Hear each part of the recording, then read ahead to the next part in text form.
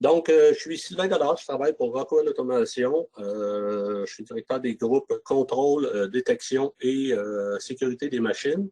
Ce matin, de quoi on va parler, c'est le réseau IO-Link, qui est un sous-réseau, en fait, sur la technologie Ethernet, qui permet de communiquer avec des composantes dans le champ.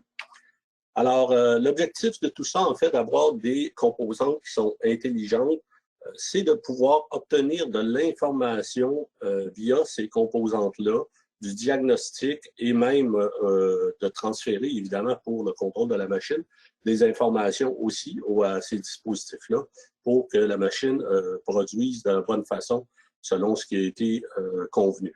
Donc, si on a des composantes intelligentes attachées à notre machine ou équipement, ben à ce moment-là, notre machine devient une machine intelligente.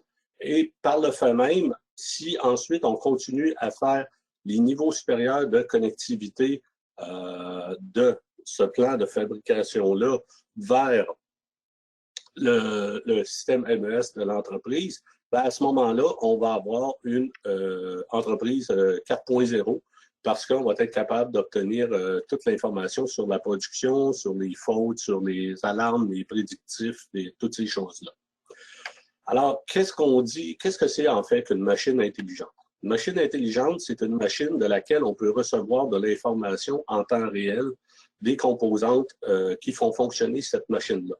Donc, que ce soit au niveau des moteurs, que ce soit au niveau du procédé lui-même, que ce soit au niveau de la sécurité des machines, de l'état des systèmes. Mais ce qu'on va parler ce matin, la technologie IO-Link est beaucoup plus reliée aux capteurs, donc au système de détection sur cette machine-là. Alors, la technologie IO-Link va pouvoir permettre d'obtenir de l'information en temps réel et de pouvoir faire du diagnostic et évidemment du contrôle à travers de ce réseau-là. L'information, évidemment, ça va être de contextualiser toute cette information-là pour pouvoir augmenter les opérations de la machine, évidemment, et de voir à augmenter la production et évidemment la consommation d'énergie, toutes ces choses-là. Ensuite, au niveau connaissance de ce qui se passe sur la machine, on va pouvoir savoir par ces informations-là dans quel état la machine fonctionne et s'il y a des problèmes, qu'on puisse les régler avant qu'un arrêt soit fait sur la machine parce que la machine est rendue hors contrôle. Alors, ceci va aider à améliorer la production, évidemment, et à améliorer aussi la qualité de la fabrication de ce qu'on va faire. Et ensuite, bien évidemment, ça va être via les informations obtenues, on va pouvoir optimiser, poser des actions pour pouvoir rendre le processus encore plus efficace, donc augmenter la productivité au niveau de cette machine-là, parce qu'on sait exactement la santé de cet équipement-là et qu'on peut voir à gérer les endroits qui sont problématiques sur l'équipement. Donc, une introduction à IO-Link. IO-Link, en fait, est une technologie qui ne coûte rien, en fait, parce que c'est une technologie qui est embarquée sur les composantes qui ont cette technologie. Alors, ça veut dire, par exemple, qu'un capteur IO-Link ne coûte pas plus cher parce que, de toute façon, il n'y a pas deux versions de capteurs qui existent. Le capteur a la technologie IO-Link embarquée ou non, et c'est intégré dans cette composante-là. C'est un protocole standard, donc un protocole ouvert qui est géré par ODVA. Et évidemment, ben, c'est une partie à faible coût pour aller vers l'industrie 4.0 et donc va permettre via Ethernet l'accès aux data et diagnostic de ces composantes-là pour la production de la machine. Si on regarde aujourd'hui comment est-ce qu'on fonctionne quand on raccorde des équipements externes, ça c'est la façon traditionnelle, bien évidemment, on l'a fait ici avec des pointillaux, là, mais on va aller directement sur le châssis. Donc, on va avoir des composantes qui vont être reliées directement sur les entrées-sorties et tout ça. Ici, ce capteur-là, par exemple, est un capteur, non, celui-là ici est un capteur analogue et celui-là ici. À ce moment-là, bien, il va nous falloir une carte analogique ici pour pouvoir relier ces équipements-là et obtenir l'information du processus analogique. Évidemment, on va avoir des sorties aussi pour contrôler, par exemple, des valves ou autres équipements qui se contrôlent sur notre procédé. Cette façon de faire-là, évidemment, va demander d'avoir plusieurs types de cartes ici pour pouvoir gérer ce qu'on a à faire dépendant du type. Est-ce que c'est des entrées-sorties? Est-ce que c'est des analogues? Est-ce que RTD ou whatever? Okay? Par contre, si on y va avec IO-Link, la différence, c'est que de toute façon, on va avoir le même câble de raccordement ici, parce qu'on voit en bas que ça, c'est un micro M12. On va avoir le même câble de raccordement qui va s'emmener, mais sauf qu'ils vont aller sur une carte IO-Link. Donc, le principe est très simple. En fait, c'est 3 fils. Vous avez l'alimentation, le moins et le plus 24 volts, et vous allez avoir votre signal IO-Link qui va être raccordé sur l'entrée d'une carte IO-Link ici, qu'on dit carte IO-Link Master, qui va à ce moment-là prendre l'information de fonctionnement de cette composante-là, mais en plus que vous allez pouvoir lire et écrire de l'information dans cette composante-là, ce qui était totalement impossible à faire dans l'autre conception qu'on avait dans la slide avant. Alors donc, la configuration, évidemment, va se faire à travers le Studio 5000. Je vais couvrir cette partie-là plus tard. Mais comme que vous voyez, peu importe le type de capteur que je branche sur ce module-là, que ce soit des capteurs dont je vais avoir une information analogique ou discret ici, bien évidemment, tout va être branché sur le module IO-Link. Je n'ai pas besoin d'avoir des cartes différentes pour pouvoir brancher ces équipements. Vous pouvez aller sur le site de IO-Link si vous voulez avoir de l'information sur la technologie, tout ça, les protocoles, comment ça fonctionne. C'est quelque chose qui est ouvert. Évidemment, l'avantage d'avoir un IO-Link, c'est d'avoir le data, le diagnostic et une implantation qui est simple, une configuration qui est simple. Si vous utilisez Rockwell Automation, évidemment. Évidemment, ça va réduire les inventaires et les coûts d'opération parce que les équipements sont faciles à remplacer et le système va détecter automatiquement si c'est la bonne composante qui est installée ou non. Ça va augmenter votre temps de productivité, simple au niveau de la conception, l'installation, l'entretien. Et évidemment, bien, vous allez avoir de la flexibilité et vous allez pouvoir faire de l'échelonnage sur vos composantes selon le procédé que vous voulez faire. Pourquoi utiliser Rockwell Automation IO-Link? La raison, elle est assez simple. Dans le marché actuel, global, mondial, planétaire, nous sommes les seuls, en fait, à offrir une solution complète qui est d'avoir un seul logiciel de programmation pour la partie contrôleur, mais aussi qui va couvrir la partie connexion master ici sur le contrôleur et des capteurs qui sont IO-Link. Vous allez voir dans la prochaine slide ici, vous voyez qu'il y a énormément de fabricants, évidemment, qui ont du IO-Link intégré, embarqué dans leurs composantes. La problématique, c'est qu'il n'y en a aucun là-dedans qui offre une technologie complète, donc qui veut dire contrôleur, le master de contrôle et évidemment les capteurs. Fait que si vous allez dans différentes compagnies, par exemple, si vous prenez Siemens, vous allez avoir PLC et master, mais vous n'avez pas les capteurs. Donc l'intégration n'est pas si simple que ça à faire non plus. Et d'autres entreprises ici qu'on voit, donc contrôleur et master, il y a juste 2 compagnies qui l'ont pour le moment sur le marché. Et quand on regarde les masters, il y a plusieurs entreprises qui l'ont. Certaines ont juste les capteurs, d'autres ont les 2, master et sensor. Mais encore là, l'intégration dans un contrôleur est quelque chose de plus complexe si on n'a pas une solution intégrée comme on a chez Rockwell Automation. Donc, les niveaux d'intégration, évidemment, ben, on a l'intégration générique ici, qui va être d'avoir une composante standard avec son fichier. On appelle ça un fichier IODD, en fait, le fichier de configuration. C'est un peu comme si on avait un EDS pour d'autres types d'équipements, mais pour les composantes IO-Link, on appelle ça un fichier IODD pour la configuration. Donc, on va avoir ces fichiers-là et on va en faire l'intégration. Et la seule chose qu'on va avoir, en fait, ça va être une connectivité qui va être de type IO-Link sur un module master, mais il va juste y avoir le data 16 bits qui va être intégré. Puis je vais vous montrer qu'est-ce que ça va avoir l'air plus tard, ce fameux 16 bits-là qu'on reçoit de ces équipements-là.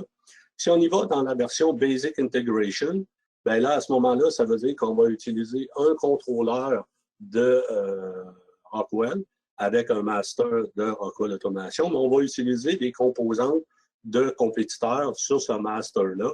Évidemment, ça va être limité l'information qu'on va pouvoir obtenir de ces composantes-là et l'interaction qu'on va pouvoir faire avec ces composantes-là dans le champ. Ensuite, si on y va de la solution complète d'Allen-Bradley, donc on va avoir la première integration. Alors à ce moment-là, ça veut dire qu'on a un contrôleur Rockwell Automation, on a un master, on a et les capteurs, évidemment, avec fonctionnalité IO-Link de Rockwell, qui vont être intégrés entièrement dans le système. Et là, on va pouvoir avoir la pleine efficacité, en fait, de ces composantes-là sur le réseau IO-Link. Qu'est-ce que ça prend, en fait, pour faire ça? Ben, c'est assez simple, en fait. Ça prend Studio 5000, Logix Designer, ou ben non, vous pouvez aller avec RSLogix 5000. À partir de la version 24, ça fonctionne. Ensuite de ça, vous avez besoin de télécharger, évidemment, l'add-on profile qui va vous permettre de vous brancher sur vos modules, soit le module .io ou ben non, le module on-machine qu'on a qui est 8 points et de faire la configuration via ces add-on profiles-là. Évidemment, Rockwell Automation, ben, on est une entreprise qui a toujours été sur la configuration automatique des composantes si on en fait le remplacement. Donc, ça veut dire qu'à ce moment-là, on n'a pas besoin de refaire aucune programmation sur nos équipements, que ce soit une drive ou ben non, un servomoteur ou des capteurs. Si on a programmé à travers de Studio 5000 les profils de ces équipements-là, ben, automatiquement, ils vont être downloadés dans l'équipement au moment de reconnecter sur le port Ethernet. Évidemment, on va pouvoir donner des noms à ces composantes-là qui vont être accordées sur des 4 points .io ou les 8 points on-machine. Donc, on va pouvoir donner des noms à toutes ces composantes-là dans le champ.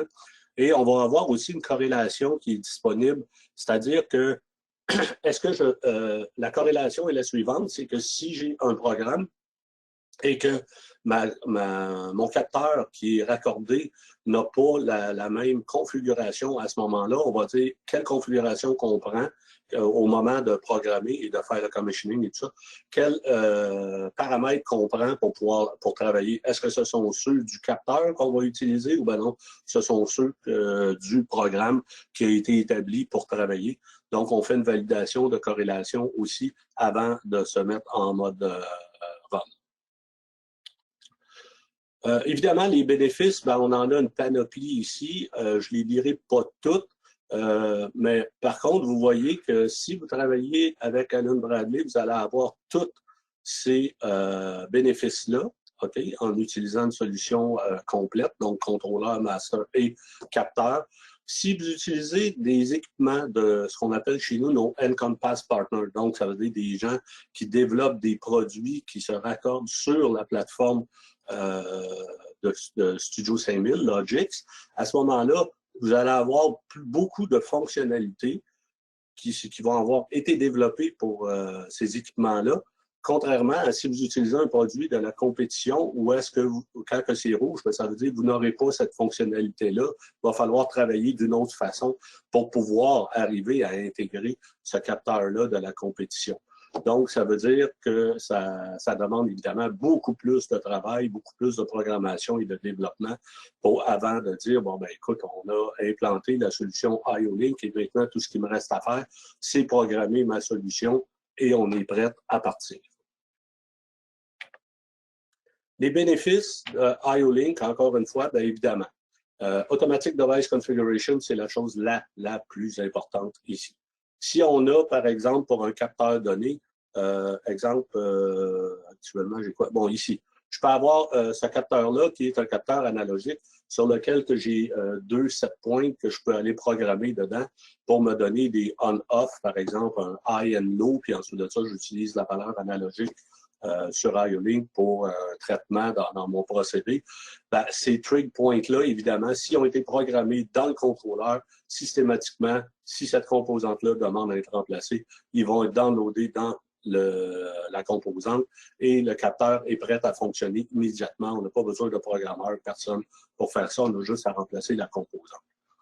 On peut avoir évidemment multiples profils pour pouvoir, selon la production. Donc, par exemple, si j'ai un capteur qui fonctionne sur la couleur, ben, qu'est-ce que je vais faire? C'est que si, par exemple, je suis en train de faire des bouteilles bleues, puis que demain, c'est des bouteilles oranges avec des labels jaunes ou des choses comme ça, puis que j'ai besoin de faire des différences entre ces choses-là, ce que je vais faire, ben, c'est tout simplement avoir des profils qui auront été préprogrammés pour le capteur. Donc, on n'a pas besoin, parce qu'on change de type de bouteille, d'étiquette ou quelque chose comme ça, d'avoir à refaire des teach ou des choses comme ça. Tout ce qu'on a à faire, on dit aujourd'hui, on fait ces bouteilles-là, le profil va être downloadé dans le capteur et lui, il est prêt à fonctionner. Il n'y a rien à valider, tout est prêt et fonctionnel. Évidemment, diagnostic en temps réel et on peut faire du trending aussi. Donc, avoir des noms spécifiques aussi pour ces équipements-là. Donc, ça pourrait être détection bouteille. Ici, ça pourrait être détection bouchon, toutes sortes de choses en même. Je pense à une ligne d'embouteillage, par exemple. Et on va avoir évidemment des tags qui sont descriptifs, qui sont automatiquement générés quand on a des composantes qu'on rajoute. Et ça, je vais vous montrer qu'est-ce que ça a de l'air quand on est dans le studio. Qu'est-ce que ça a de l'air, ces tags descriptifs-là, autant utiles pour la programmation que pour les interfaces opérateurs au moment de développer nos écrans. Quand on est un fabricant d'équipements, bien évidemment, on va avoir des bénéfices qu'on cherche parce qu'on veut pouvoir sortir les machines le plus rapidement possible et avoir une plateforme assez consistante de fabrication, de développement et tout ça. Donc, ce que ça donne pour un fabricant d'équipement, on va avoir un seul environnement de programmation. Évidemment, c'est une intégration très transparente au niveau de l'architecture de Logix. Une programmation qui est intuitive parce que justement, on a énormément d'informations qui ont été prédéfinies et disponibles pour les utilisateurs de Studio Logix. Il n'y a pas de coût additionnel à utiliser un capteur IO-Link et il n'y a aucun changement non plus dans le câblage. Comme que je disais, c'est exactement le même câblage. Si vous utilisiez un M12 avant pour vous raccorder sur un module d'entrée-sortie, c'est le même M12 aujourd'hui pour vous brancher sur un module IO-Link.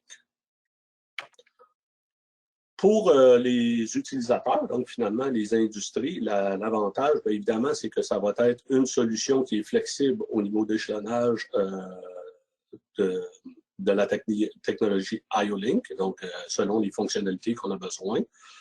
Ça diminue évidemment énormément l'inventaire parce que vous pouvez avoir le même capteur qui va être utilisé à plusieurs endroits, mais parce que maintenant on peut le programmer au moment que le fabricant de machine a développé, étant donné qu'il peut être programmé, ben maintenant ce capteur-là, tout ce qu'on a à faire, on a juste à le brancher et la configuration va être downloadée et puis le capteur est prêt à fonctionner. Un accès évidemment facile à l'information, du temps diagnostic en temps réel et maintenance préventive peuvent être faites. On peut avoir multiples profils. La capacité évidemment d'avoir l'automatic device configuration ici réduit énormément les risques de ne pas remplacer par la bonne composante ou de mal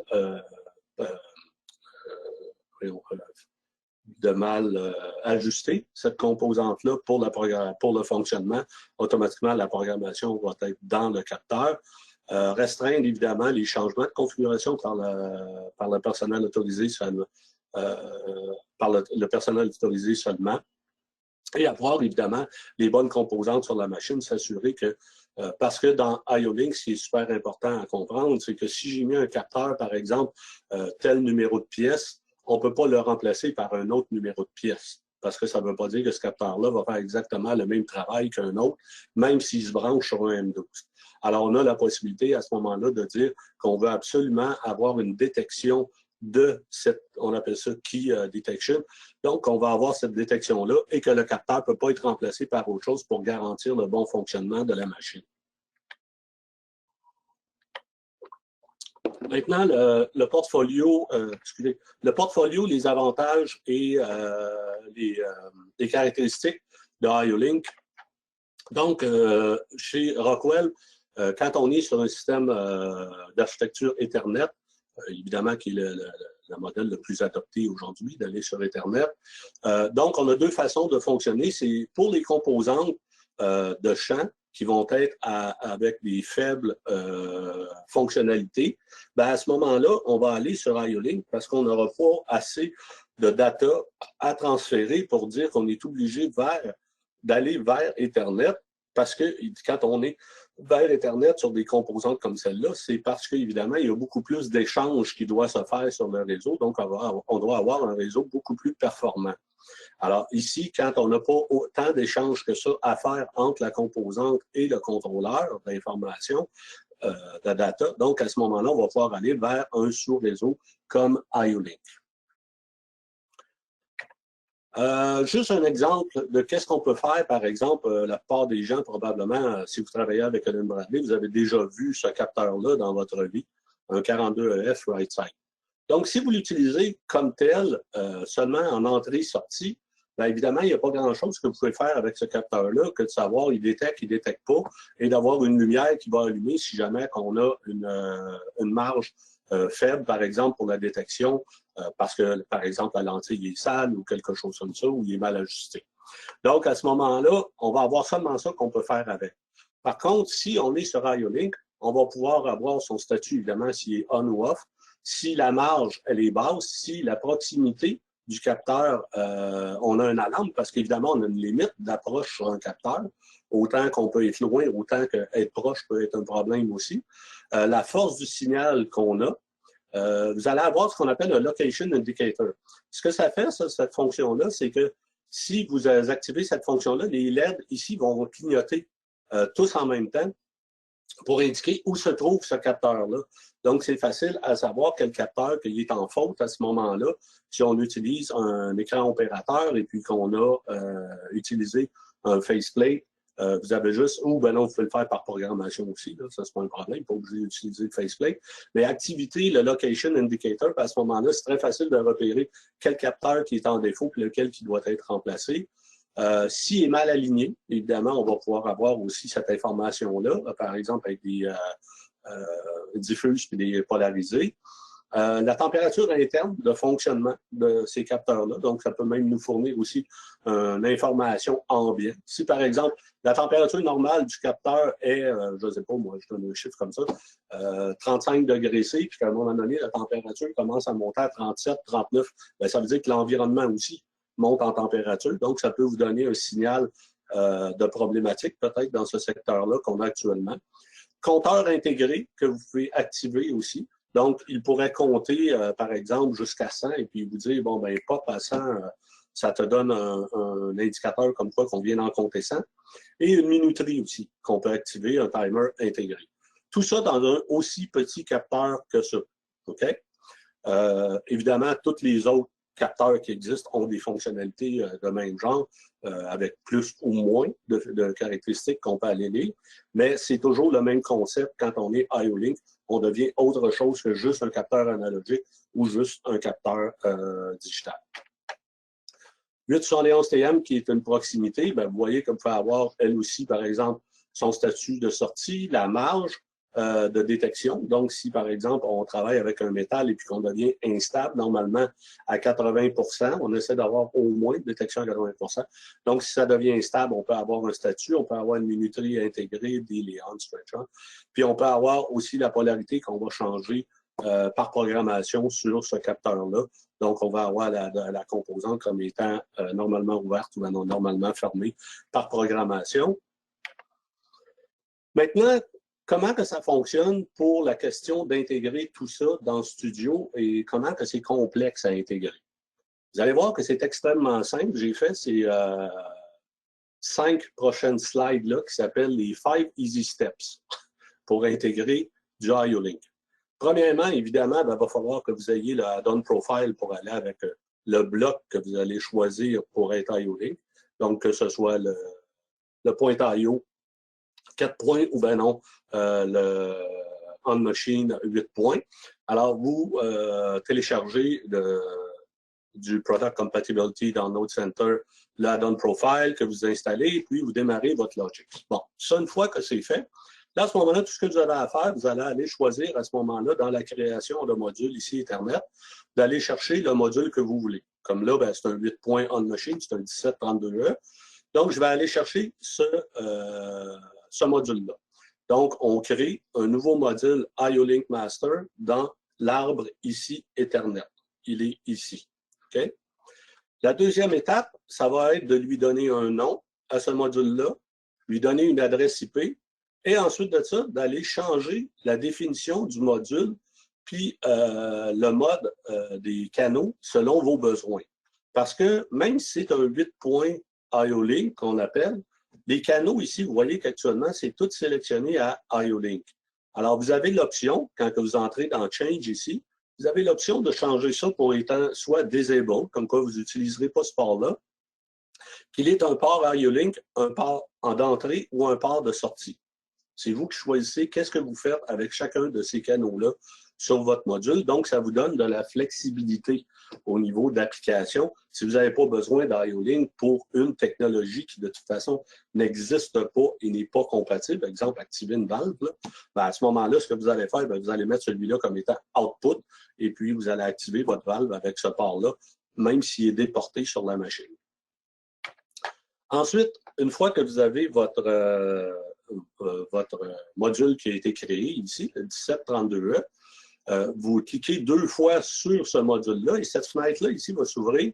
Et quand que vous allez sur chacun des canaux, par exemple comme le canal 0 ici, ce que j'ai à faire, en fait, c'est juste d'aller cliquer ici sur Change.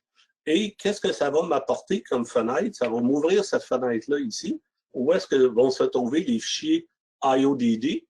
Par défaut, si vous downloadez le package complet de tout ce qui existe de IO-Link, encore une fois sur le Compatibility Download Center, vous allez avoir tous les produits qui sont disponibles actuellement IO-Link qui vont s'installer dans le répertoire nécessaire pour aller lire toutes ces informations-là. Si vous avez un module ou un nouveau capteur, par exemple, de Rockwell Automation, tout ce que vous avez à faire, vous allez dans cette fenêtre-là et vous faites Register IODD ici. Et puis là, vous allez chercher le fichier IODD et il va créer pour vous, dans cet arbre-là, le produit que vous avez choisi, que ce soit de la compétition ou non. Il va créer ici automatiquement votre capteur dans l'arbre de sélection. Une fois que ça c'est fait, que vous avez choisi quel capteur que vous allez utiliser, à ce moment-là, tout ce qui reste à faire, ça va être de choisir, de mettre un nom spécifique. Bon, moi, j'ai mis 45 DMS, mais ça aurait pu être capteur 1, convoyeur 1. Donc, un nom spécifique d'application. Ici, on va pouvoir choisir le type de data input qu'on va avoir. Donc, comment vont se générer les tags dans le contrôleur pour pouvoir programmer. Comme dans le cas ici, pour celui-là, le 45 DMS, qui est un analogue, là, comme que je disais tantôt, avec 2 7 points, la lecture qu'on va faire, là, on ne le voit pas parce que c'est pas assez large, mais c'est le 7.1, le 7.2 qu'on va avoir comme état 1 ou 0 et analogue. Donc, à ce moment-là, je vais avoir le signal analogique aussi qui va apparaître dans mon process data input. Et je vais pouvoir ici dire, le data storage de cette composante-là, comment est-ce que je veux le gérer? Alors, j'en veux pas tout simplement. Par exemple, si c'est oui, on va finir par le dire, une valve pneumatique, par exemple, j'ai pas besoin d'avoir de ADC là-dessus, là. Ça fait on-off, c'est tout. Donc, on va faire disable à ce moment-là. Si c'est un capteur intelligent comme celui-là, à ce moment-là, on va faire enable ADC parce qu'on aura probablement paramétré ici des choses par rapport au trig 1, trig 2. Puis, on n'utilisera jamais pour des capteurs qui ne sont pas IO-Link, Allen Bradley, Restore and Backup Restore, c'est réservé ces options-là pour des capteurs de la compétition. Donc, par exemple, ici actuellement sur le canal 1, j'ai un capteur de la compétition ici. Vous voyez que je peux y mettre un nom spécifique ici, sauf que j'ai aucun process data input que je peux aller gérer. Et la seule chose que je vais pouvoir faire avec ça en termes de data storage, ça va être Disable, Restore, Backup, Restore. Ça va être les deux seules choses que je vais pouvoir faire avec ça. Et voilà, c'est fini. Vous êtes prêt à programmer dans votre contrôleur à partir de là. Maintenant, ce que je vais vous montrer, c'est quand on est avec un capteur Allen Bradley, qu'est-ce que ça a l'air, la configuration qu'on peut en faire quand on est offline, online. Et aussi, je vais vous montrer si ce n'est pas un capteur Allen Bradley, qu'est-ce que ça va donner. Donc, évidemment, les premières choses à se souvenir, ça va être la facilité d'intégration avec les add-on profiles. On peut faire du offline programming et on va avoir des add-on instructions qui sont disponibles et des faceplates pour les capteurs de Rockwell Automation. Évidemment que la méthode préférée pour le data storage, ça va être ADC, dans notre cas. Donc, ce que vous allez obtenir, en fait, quand vous entrez dans la partie programmation, vous allez toujours avoir un tab commun, évidemment, qui donne la définition du produit, de l'information et tout ça. L'identification de la composante, donc comme dans le cas ici, je l'ai appelé 811 FM, Small Flat Pack, blablabla. Ensuite de ça, on va avoir la partie pas identification, setup. Pour le moment, vu que je suis offline, okay, vous verrez ici que c'est écrit 0, le signal strand, parce qu'évidemment, je ne suis pas online avec la composante. Donc, je ne suis pas en train de lire la composante. Alors donc, on a 0. Puis là, on peut mettre un facteur, justement, pour pouvoir avoir un excès de gain pour permettre un bon fonctionnement de ce capteur-là. Si je m'en vais ici, je peux aller faire une inversion de polarité, je peux aller désabler la pin 2, qui dans certains cas peut donner des fonctionnalités sur certains capteurs, mais dans ce cas-là, je vais faire un disable, et le mode auto-detect pour le raccordement. Ici, actuellement, tout est à 0 parce que c'est la fenêtre de diagnostic. Donc, si vous avez cette fenêtre-là de diagnostic, puis que vous êtes online, tantôt je vais montrer, vous allez avoir des valeurs ici qui vont être affichées. Le Locator Indicator, si vous cliquez sur ça ici, puis que vous êtes online, ben à ce moment-là, le capteur va se mettre à clignoter comme que j'expliquais. Vous pouvez aussi faire un disable sur les LED qui sont sur le capteur. Fait que si c'est dans un procédé où est-ce que la lumière est un problème, ben on peut à ce moment-là faire un disable sur les LED. Toutes les LED vont être éteintes sur le capteur. Et le dernier, bien évidemment, ça va être Advanced, mais comme que vous voyez actuellement, il n'y a rien qui est populé ici parce que je suis offline. Si je m'en vais online maintenant, la différence, ben, ce tab-là va être le même. Celui-là aussi n'aura pas changé. Par contre, dans Setup maintenant, vous allez voir que mon signal strength maintenant, il est à 68. Donc, si j'y vais par rapport à mon set point, qui est à 1000 de distance, multiplié par un X, ça me donne un excès de gain de 5. Normalement, on essaie toujours d'avoir 1 et plus pour la détection. Donc, on voit déjà que l'information commence à se populer ici.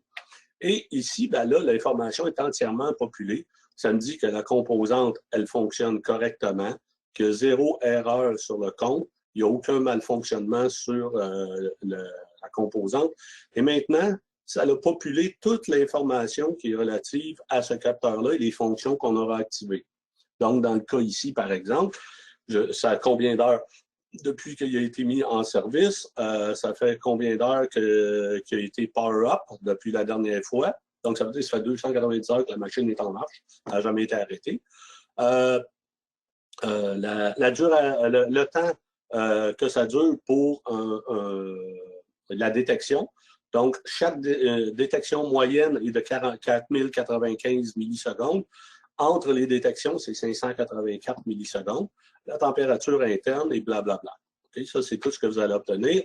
Et après ça, bien évidemment, maintenant, vous voyez que tout ça, c'est populé d'informations parce que maintenant, on lit directement du capteur l'information.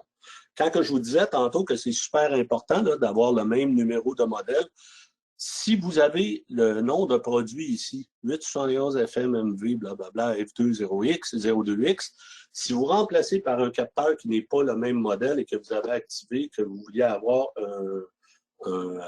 la même clé de détection, à ce moment-là, le capteur va être refusé par le système et une lumière va clignoter sur le master pour dire c'est pas la bonne composante qui a été raccordée là. Donc, on ne download pas dans la composante et on ne la rend pas fonctionnelle. Il faut absolument raccorder la bonne composante.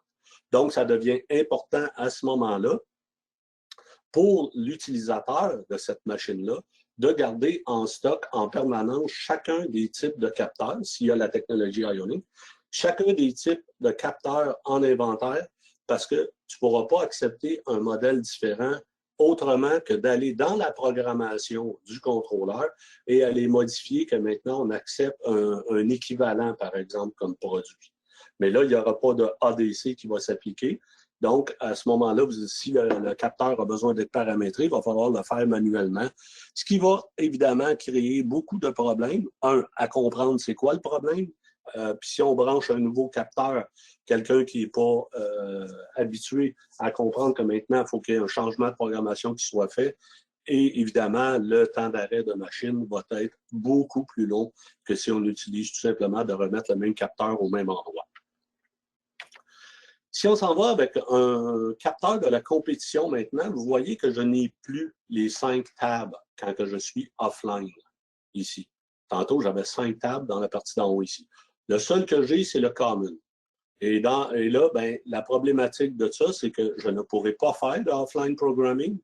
Je vais avoir besoin d'écrire du code et des messages explicites pour faire le setup de cette composante-là si elle a besoin d'avoir une programmation pour définir, par exemple, trig 1, trig 2, qu'est-ce qu'on veut avoir pour cette machine-là. Si on le fait via le contrôleur, évidemment. Là. Parce que l'autre façon de faire, c'est d'utiliser le logiciel ou web browser qu'utilisent les compétiteurs pour pouvoir faire ces configurations-là. Donc, ça nécessite à ce moment-là 2 logiciels pour réussir à faire, à utiliser la compétition. Aussi, vous allez être limité dans l'information et le diagnostic que vous allez pouvoir obtenir. Une configuration online seulement peut se faire. On a quand même, je vais vous montrer dans la prochaine slide, on a quand même chez Rockwell fait un mode que quand on est online, au moins qu'on peut aller configurer ces composantes-là via le software. Et évidemment, il n'y a aucun faceplate de disponible. Les seuls data storage qui sont disponibles cette fois-ci, ben, ça va être Disable ou ça va être Backup Restore. Backup Restore, qu'est-ce que c'est? C'est que si j'ai par exemple, on va prendre un capteur inductif là, comme que j'ai là. J'ai un capteur inductif et j'ai été obligé d'utiliser j'ai été obligé d'utiliser le logiciel pour pouvoir faire la configuration de ce capteur-là. Donc, qu'est-ce que je fais? Une fois que je le branche sur mon master, si je l'ai mis en backup restore, ce que le master va faire, il va aller lire l'information de cette composante-là et va la storer dans le master. Et maintenant, ça va fonctionner selon les paramètres qui ont été programmés. Ça, c'est OK. Restore, c'est si j'ai fait ici, je vais vous montrer ce que ça donne maintenant online. OK? Vous voyez aussi que c'est très limité, là, identification, puis toutes ces choses-là. Là. Ici, je vais vous montrer, ça c'est le fameux 16-bit process data input qu'il y a seulement. Je vais vous montrer un petit peu plus loin qu'est-ce que ça donne en réalité, cette information-là. Là. Les paramètres. Bon. Fait que si je suis branché directement avec la composante, là, ça veut dire que si je m'en vais dans cette fenêtre-là, il faut absolument que le capteur soit raccordé physiquement sur le bloc master. S'il n'est pas présent, je ne serai pas capable de faire aucune modification des paramètres qu'il y a ici. Il va vous donner un message d'erreur, il va dire « j'ai pas été capable de downloader dans la composante l'information ».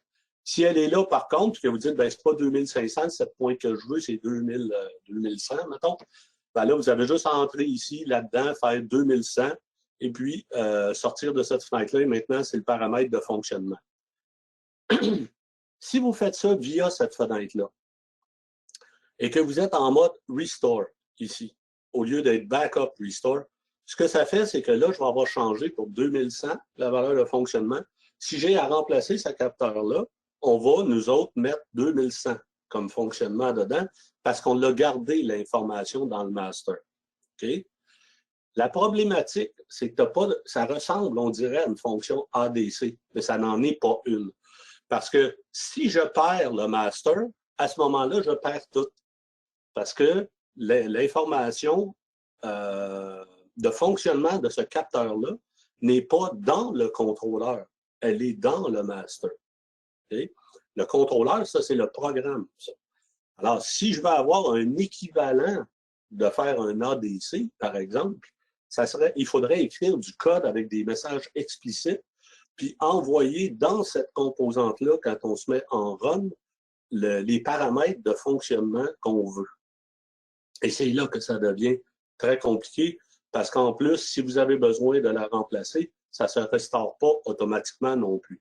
Donc, c'est plus complexe quand on travaille avec ça, avec la compétition, d'avoir un modèle transparent d'entretien, de remplacement, de commissioning et de downtime sur la machine et l'équipement.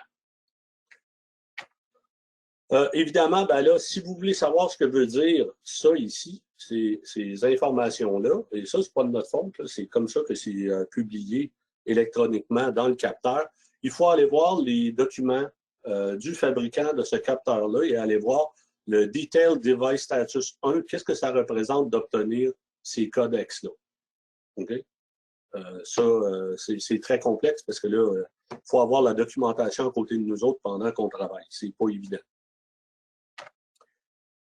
Si vous prenez un capteur Rockwell Automation IO-Link, ça, c'est ce qui va être généré automatiquement selon, quand que tantôt, j'ai dit que vous allez choisir le mode que vous voulez avoir. Est-ce que je vais avoir Trigger 1, Trigger 2, puis analogique et tout ça. Bon, dans le cas du 42EF ici, on a choisi qu'on voulait avoir les informations locales. Okay, je vais vous montrer sur l'autre slide qu'est-ce que ça va avoir l'air. Un 42EF, si vous utilisez l'add-on instruction ici, ben, qu'est-ce que ça vous donne? C'est tout ça. Vous avez accès à lire et écrire dans tous ces paramètres-là. Et l'avantage, c'est que le descriptif, il est là. C'est pas comme si on utilise un capteur de compétition.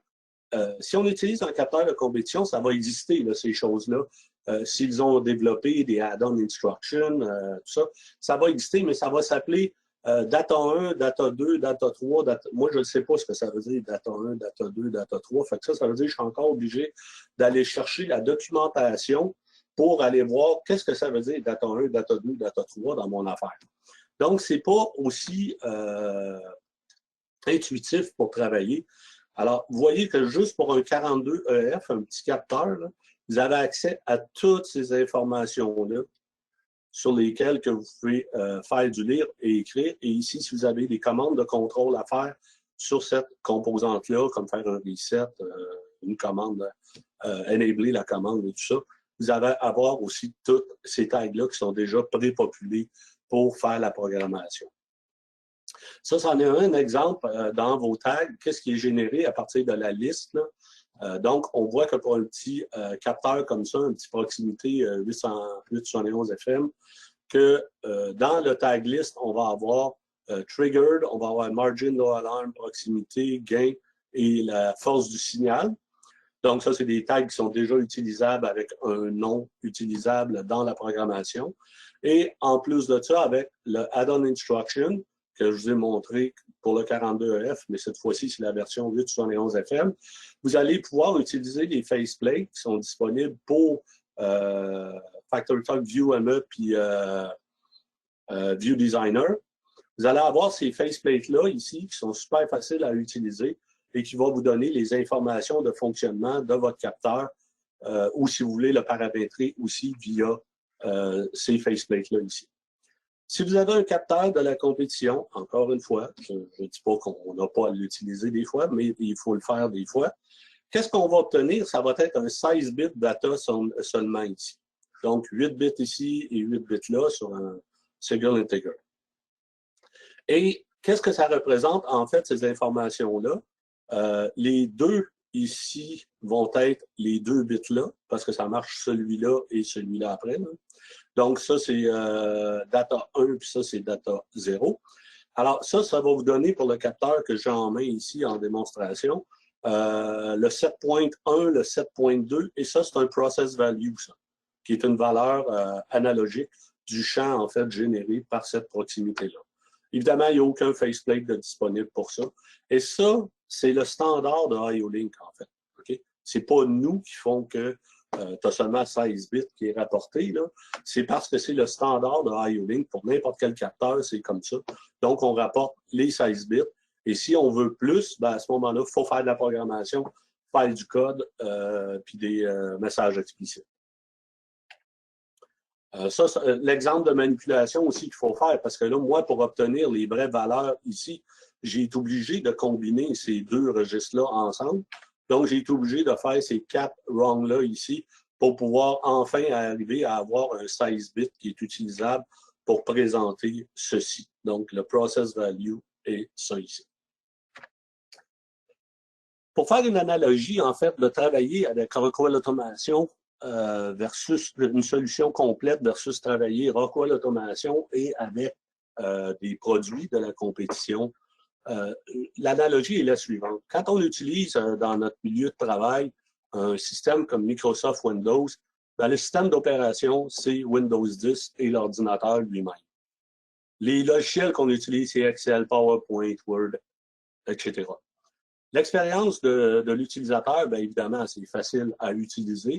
Le drag and drop qu'on peut faire, puis on peut faire des macros, même si c'est nécessaire, et blablabla. Quand on travaille dans l'automatisation avec Rockwell Studio 5000 et Logic 5000, évidemment, comme je disais, parce qu'on part à la version 24. Donc, notre plateforme est Studio 5000, Studio Designer, et ça va être le contrôleur, en fait, qui est notre ordinateur cette fois-ci. On va avoir une panoplie de logiciels qui sont fournis pour pouvoir travailler. Les add-on profile, add-on instruction, les fichiers EDS, les faceplates HMI, automatic device, un logiciel pour tout. On n'a pas besoin d'utiliser d'autres logiciels. Et on a beaucoup de sample code, donc des exemples pour pouvoir travailler avec cette technologie-là. On va avoir évidemment des tags qui sont faciles à comprendre, donc il y a une définition compréhensible. On va avoir un accès facile aux data, facilité de programmation. Tu n'as pas besoin de faire de explicit message, c'est du drag and drop et du import-export est disponible. On a des librairies de développement et évidemment nos Encompass partners. Si on va avec une solution de la compétition, ben, sur un contrôleur Logix, on a la même chose ici. Sauf que ici, c'est rouge, c'est des points faibles. Tu vas avoir des EDS verts, mais ils ne seront jamais aussi complets et intégrables que ceux qui sont EDS avec Logix, pour un produit Logix. Ensuite, si des compétiteurs ont développé des add-on instructions, c'est très complexe, encore une fois, l'intégration de ça et l'information publiée par ces add-on instructions-là, ça ne sera jamais des tags compréhensibles comme qu'est-ce qu'on fait chez Rockwell Automation parce que c'est notre produit sur notre plateforme. On a évidemment besoin de développer du programme, du code pour écrire des valeurs, lire ou écrire des valeurs avant la programmation et on doit utiliser multiples logiciels. Les tags sont incompréhensibles au départ parce que les tags s'appellent toutes data 1, data 2 ou des choses comme ça. Messages explicites sont requis pour faire la communication entre la composante et le contrôleur. Multilangage n'est pas toujours disponible. Ça, c'est une chose que je vous lis ici en haut. Le multilangage est disponible pour les écrans et tout ça. Et l'environnement, la convivialité. Donc, il y a pas mal de rouge ici versus de travailler avec une solution entièrement intégrée ici. Si on fait la conclusion de ça, en fait, c'est que si on va de cette façon-là, c'est une façon qui coûte plus cher, en fait, parce que ça demande énormément de développement.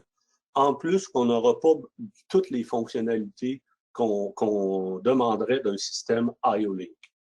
Alors ça, c'est une problématique. C'est un peu comme si vous auriez une drive sur une machine et qu'avec un contrôleur Logix, mais que vous auriez programmé la drive elle-même, mais sans prendre avantage de Studio 5000, de Logix, et de paramétrer la drive dans Studio. Ça veut dire qu'à ce moment-là, quand je remplace la drive, je suis obligé de demander à quelqu'un de venir la reprogrammer, plutôt que de tout simplement enlever la drive, en mettre une autre, et la configuration va être downloadée dans la drive et elle est prête à repartir. Donc, côté downtime, ce n'est pas une bonne pratique. Et côté Industrie 4.0 non plus, ce n'est pas une grande pratique à utiliser. Un récapitulatif des avantages, donc évidemment, c'est la facilité d'intégration des IO-Link Master, des capteurs, on a les add-on profile, les add-on instructions et les faceplates. Donc, on a des 4 ports .io, on a des 8 ports on-machine IO-Link. Il y a 5 steps seulement pour configurer et vous êtes prêts à fonctionner. On fait du offline et online programming en utilisant RSLogix 5000 ou Studio 5000 version 24+. On a l'Automatic Device Configuration. On a des tags qui sont compréhensibles pour la programmation et diagnostic. Pas besoin de développer du code sur mesure pour soit configurer ou bien non accéder à l'information des composantes. On a évidemment les add-on instruction faceplate qui sont préconfigurés pour FactoryTalk View ME et View Designer. Si vous êtes sur View SE, par exemple, bien évidemment, ça fait partie du package standard là, des faceplates qui ont été développés. Oui? Est-ce que tu peux expliquer un peu pour le monde, les faceplates, c'est quoi pour ceux qui ne savent pas, s'il te plaît? Ah, excusez-moi, je n'ai pas pensé à ça. Je vais vous le montrer tantôt parce que je vais vous le montrer live. Qu'est-ce que c'est qu'un faceplate? OK? Gardez cette question en suspens. Évidemment que la propriété intellectuelle n'appartient pas au programmeur parce que c'est une plateforme qui est ouverte, qui est publiée. Donc, ça veut dire que, étant donné que je n'ai pas de code à faire spécifique pour communiquer avec les composantes et tout ça, il n'y a pas de propriété intellectuelle qui appartient seulement au programmeur. N'importe qui entre dans un programme de Logix va comprendre qu'est-ce qui a été fait avec ces composantes-là, comment ils ont été paramétrés et tout ça. Pour le moment, planétairement, encore une fois, Rockwell est la seule à fournir une solution d'un bout à l'autre IO-Link. J'ai une petite liste ici récapitulative de tous les produits qui sont disponibles pour le moment IO-Link chez Rockwell. Donc, on a des modules électroniques ici de protection de circuit, 24 volts. On a aussi du classe 2 là-dedans, là, pour les alimentations classe 2. Je vais vous montrer, j'ai même fait une application sur le HMI pour ça. Ensuite, on a deux modules IO-Link Master. Celui-ci qu'on appelle On-Machine 8 ports et celui-là ici qui est .io Master. On a des hubs aussi. Un hub, qu'est-ce que c'est en fait? C'est une unité qui communique IO-Link avec un port et sur lequel on peut mettre jusqu'à 16 composantes on-off. Donc, dans le champ, qu'est-ce que ça veut dire? Parce que ça s'installe dans le champ. C'est sûr, si vous êtes sur un .io, vous allez mettre des IO standards à côté. Là. Mais dans le champ, ça ne se fera pas. Donc, à ce moment-là, si moi, j'ai besoin d'avoir mes 8 IO-Link ici, mais que pour certaines fonctionnalités, des valves ou des choses comme ça, j'aurais besoin seulement d'avoir on-off. Je n'ai pas besoin de diagnostic, je n'ai pas besoin de rien. Ce qu'on peut faire à ce moment-là, c'est qu'on peut brancher dans un des ports ici, des 8 entrées du module IO-Link, un module comme ça, et après ça, vous allez pouvoir aller travailler sur ces ports-là qui seraient comme du discret standard, dans le fond. Donc, il y a des versions qui sont in seulement, des versions out, des versions combinées in-out. Ensuite, on a nos capteurs, évidemment, ici, de tout style. Là. Il y en a qui sont analogiques, il y en a qui sont pour des couleurs, il y en a pour toutes sortes de choses. Ensuite, on a les capteurs de pression ici, température, les proximités. On a l'ultrasonique et on vient tout juste de sortir aussi le capacitif IO-Link dans les capteurs comme ça ici. Un nouveau produit qui vient juste d'être lancé hier d'ailleurs, mais qui est disponible pour la vente, donc ça veut dire que nous avons en stock chez Rockwell, c'est les Tower Light IO-Link.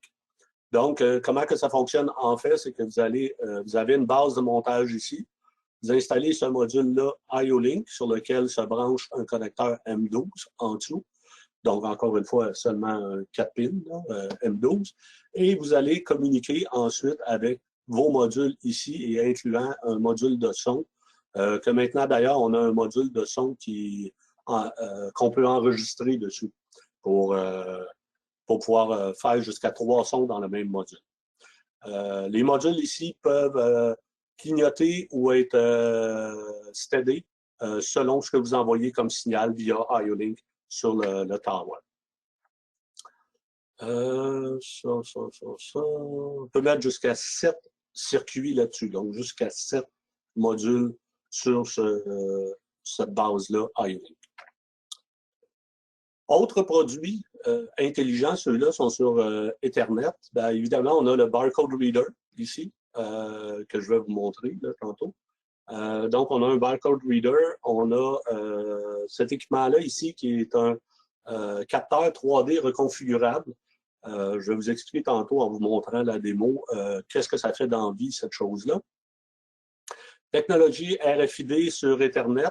On s'en vient dans quelques mois avec la technologie RFID, mais sur IO-Link aussi. Et évidemment, les encodeurs Ethernet qui sont disponibles.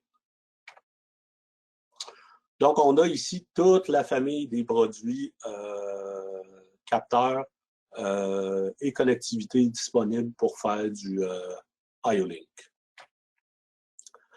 Je vais vous montrer quelques scénarios maintenant. C'est des petites vidéos qui durent environ 1 minute. Il y en a quelques-uns. Je vais vous montrer ça. Et vous allez voir, tout ce que je parle depuis le début, là, ces vidéos-là vont concrétiser ce que je suis en train de parler. Qu'est-ce que ça donne comme avantage?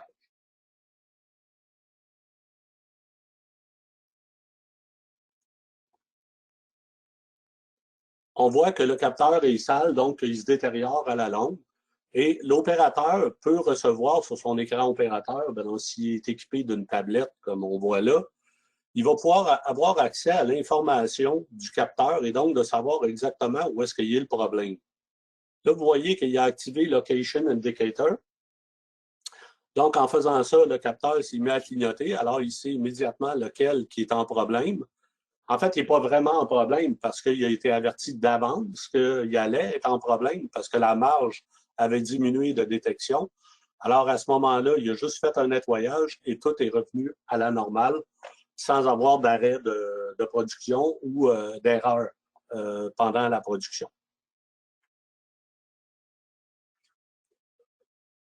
Dans le scénario 2, ben ça va être pour la version commissioning. Donc, quand on installe quelque chose sur la machine. Alors, par exemple, ils ont une nouvelle section qui va être installée sur la machine et il vient pour faire l'installation des équipements. Alors là, il installe le capteur, tout ça, et puis là, il dit, bon, ben écoute, le capteur numéro 2, il a besoin d'un ajustement sur le set point parce que il est pas ajusté de la bonne façon pour faire la détection qu'il doit faire. Alors lui, automatiquement, il peut aller changer les valeurs parce qu'on est IO-Link, évidemment. Donc, il peut aller changer les valeurs dans le capteur et maintenant, ben, le capteur va fonctionner correctement pour faire la détection qu'il a besoin. Celui-là ici, ben, c'est le remplacement avec la fonctionnalité ADC. Évidemment, c'est toujours la faute d'un lift-drop quand on brise quelque chose dans une usine. Alors là, ben, le capteur il est endommagé, donc on le sait parce qu'on a un signal que le capteur maintenant est endommagé. Alors lui, ça va lui donner l'indication de la location de ce capteur-là, mais en même temps, vous voyez que, excusez-moi, juste revenir un petit peu en arrière. Vous voyez, voyons, ah oui, ça lui donne le numéro de pièce exact de qu'est-ce qu'il doit remplacer. Donc, il ne peut pas faire d'erreur, aller au magasin, pas choisir le bon capteur. Il est écrit ici. Qu'est-ce que c'est que le capteur qu'il a besoin et qu'est-ce que c'est que le modèle. Ça, c'est dans la description là, que je vous montrais tantôt quand on charge des capteurs. Alors, il va le remplacer et puis, oups, excusez-moi, je suis revenu à la bonne place.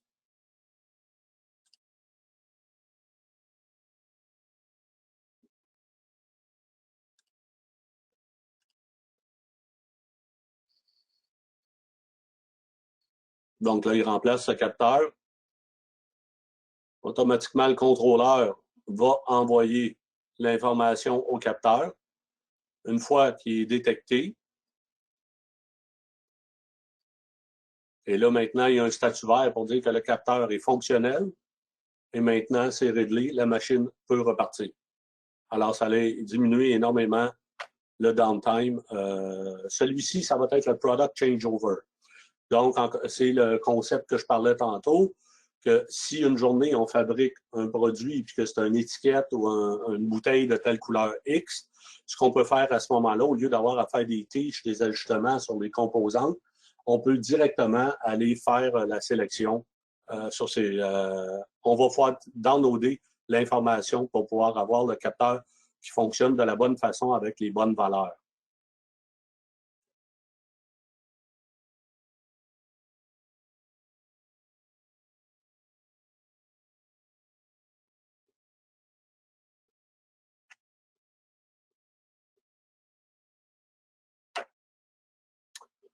Donc, il y a des scénarios comme ça dans la présentation qu'on a mis, que vous pouvez télécharger. Là, je pense que c'est après la présentation qu'on fait. Vous allez pouvoir télécharger des documents. Et dans les documents, ben, il y a évidemment la présentation que je suis en train de faire. Et ce que vous allez trouver par rapport aux scénarios, si vous voulez les revoir, c'est des liens, en fait, sur un site de Rockwell. Donc, vous cliquez sur ces liens-là et automatiquement, ça va partir ces vidéos-là qui sont en français et ça va vous donner l'information de qu'est-ce que les vidéos racontaient, en fait. OK? Moi, je vais continuer. Et puis là, on est rendu à... là, on est rendu à démonstration. Donc, démonstration. Si je m'en vais dans Logix, ici, évidemment, actuellement, j'ai presque aucun programme dans le contrôleur. Tout ce qu'il y a dans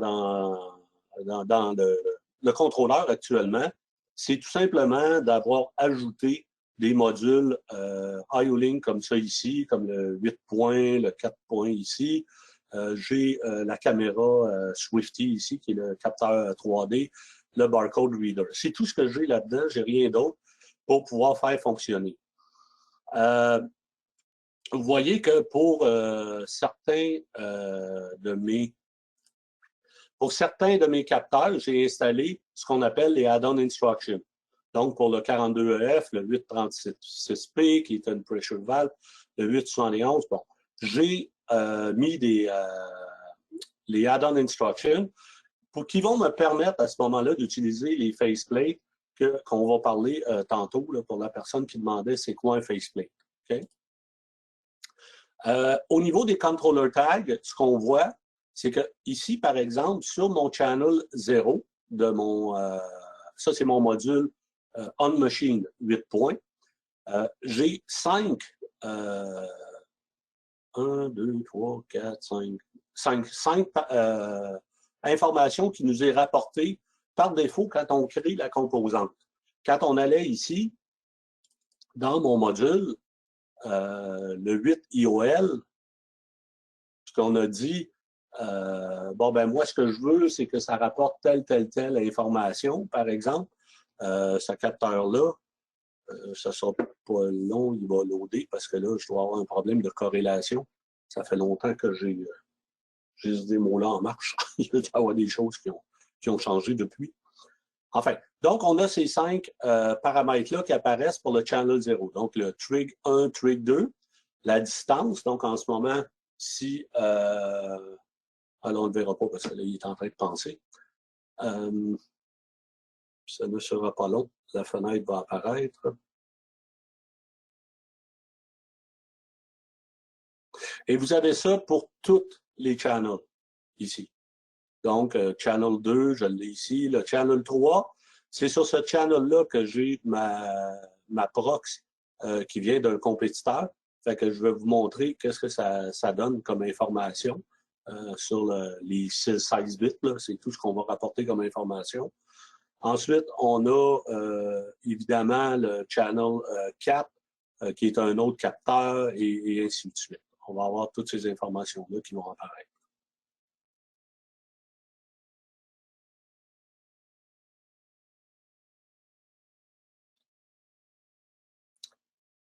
Il réfléchit toujours, ça s'en vient.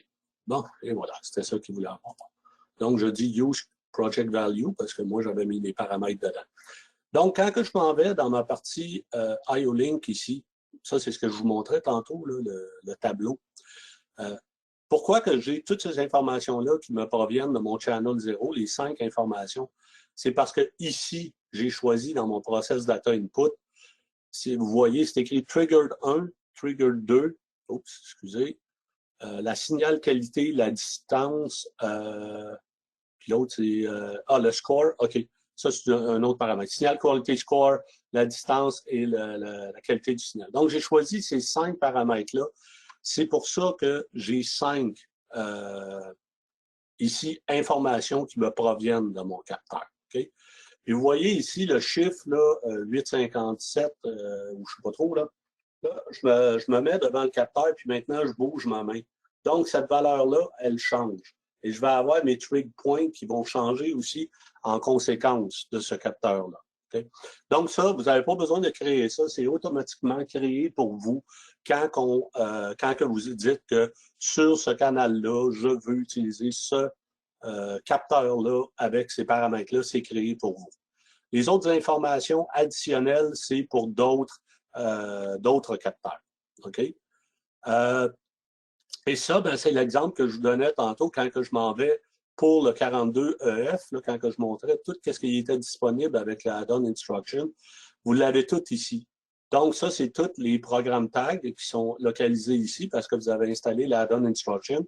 Tous les programmes tags sont ici pour cette composante-là. Donc, vous pouvez changer qu'est-ce que vous voulez. Par exemple, le set point actuellement, il est à 1000. C'est pas 1000 que vous voulez, c'est 500. Vous avez juste à aller là et aller écrire 500 et maintenant, il va être 500. Okay? Donc, il y en a qui sont read-write, il y en a qui sont read seulement. Il faut juste faire attention à ça. Mais vous allez avoir toutes vos informations qui sont déjà publiées ici, utilisables pour votre, à partir de votre contrôleur. Ensuite, si je m'en vais pour l'écran opérateur, donc je vais démarrer cet écran-là ici.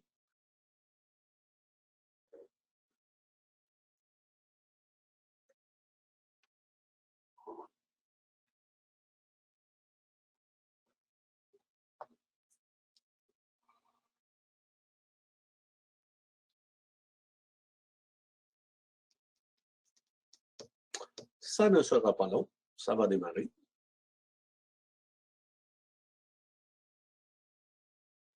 Ça, c'est un écran fait à partir de View Designer.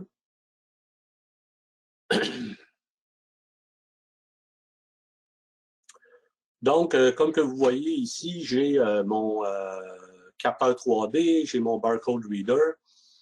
Si je vais aller chercher l'information, par exemple, sur les capteurs qui sont sur ce module-là ici, donc je vais aller voir ici, et sur le channel 0, j'ai un petit capteur 42EF. Et là, ben, nous, on a fait une programmation disant, bon, ben, le signal strength étant, est-ce que c'est triggered, low margin et tout ça. Alors, si je m'en vais devant mon 42EF, il est triggered actuellement. Vous voyez que le signal strength augmente et qu'à un moment donné, je vais arriver avec un... voyons.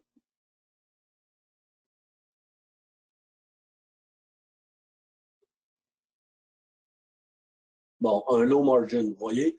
Là, j'ai assez reculé pour dire que quand le low margin allume, ça serait une alarme pour dire soit que mon signal est rendu faible parce que ma lentille est sale, ou bien donc, mon capteur n'est plus aligné correctement et donc je ne détecte plus à la bonne distance les objets que je suis supposé détecter.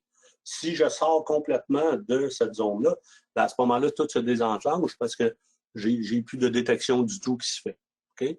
Donc, on peut avoir ces informations-là qui sont disponibles sur différents capteurs. Comme celui-là ici, j'en ai un qui va détecter des couleurs. Donc, si je mets quelque chose qui est bleu, par exemple, en dessous, vous voyez que maintenant, les couleurs, le rouge est rendu en bas, lui est pas mal au centre, le bleu est très présent. Quand que j'enlève mon objet, bien là, à ce moment-là, vous voyez que ça revient pas mal tout au centre. Ah non, ça revient pas au centre parce que j'ai pas autre chose en dessous. Donc, c'est pas mal assez central. Actuellement, je détecte du blanc. Donc, on peut travailler de cette façon-là. On a ces informations-là qui ne seront jamais disponibles si on utilise ce capteur-là, par exemple, le 46 CLR. La seule chose que vous pourriez faire, si vous étiez sur câblage normal, ça serait de le programmer avec les boutons qui sont sur le dessus ici pour détecter une couleur X, mais c'est tout ce qu'il ferait pour le reste de ces jours.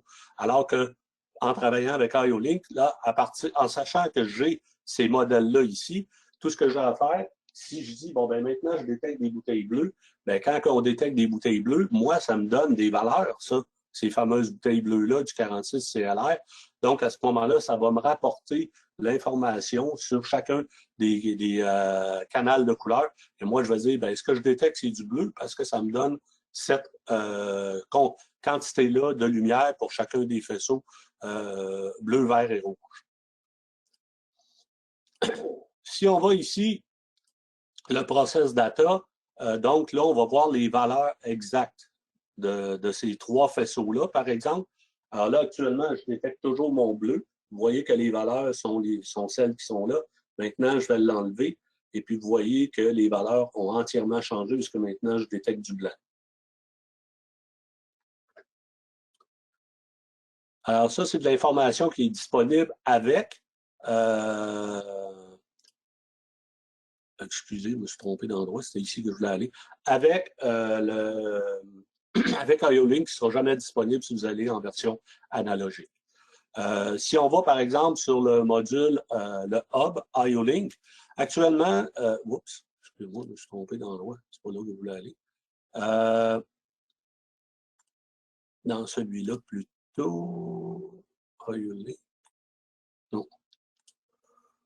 C'est où que j'ai mis ça déjà? Ah non, c'est dans le faceplate, je vais vous montrer après. Donc, ici, si je m'en vais dans les Smart Sensors, puis je vous disais tantôt que j'avais les modules pour l'alimentation et la protection de circuit et tout ça. Donc, si je m'en vais là, à distance, je peux contrôler ce module-là. Donc, si je m'en viens cliquer ici, le channel 0, actuellement, il est inactif. Moi, en ce moment, physiquement, je vois que cette lumière-là, ici, elle est jaune. Donc, elle a été désactivée remote. Alors, à ce moment-là, j'appuie là-dessus et là, elle est devenue verte sur mon module parce que j'ai activé l'alimentation sur ce module-là. Si je veux contrôler, hardware, je contrôle parce qu'actuellement, je n'ai aucun contrôle sur le channel 2 ici, mais physiquement, je m'en vais appuyer sur le bouton qui va passer à rouge, à éteint, parce que j'ai éteint ce channel-là, donc il n'y a plus de 24 volts. Moi, je peux diagnostiquer que quelqu'un est allé peser sur ce bouton-là à distance et que j'ai plus d'alimentation qui alimente mes composantes qui sont raccordées sur le channel, celui d'en bas ici. OK? Et moi, ben, je peux avoir une indication à ce moment-là de ce qui se passe sur mon module. Si je fais un court-circuit sur le système,